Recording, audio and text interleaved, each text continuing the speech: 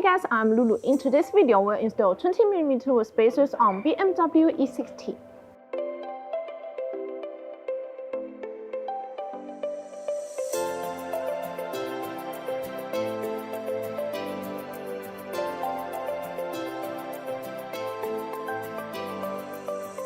By increasing the track width, these BMW E60 wheel spacers help reduce body roll, which in turn leads to better handling, increased driver confidence, and more comfortable driving. Upgrading performance with BMW E60 wheel spacers is safe for daily driving. If you install them correctly, quality spacer won't cause any problems. In reality, properly installed car wheels with wheel spacers are as safe as wheels without spacers.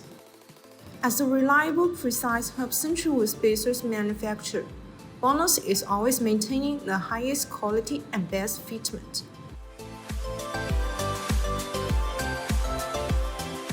From sizes to tolerance, we are strict with ISO standards. For connecting parts, the higher the precision, the better the performance. The amount of tolerance reflects the precision. BONOSS hub-central wheel spacers are CNC machined, precision at 0.02mm tolerance. This eliminates any potential gap, ensuring a perfect installation.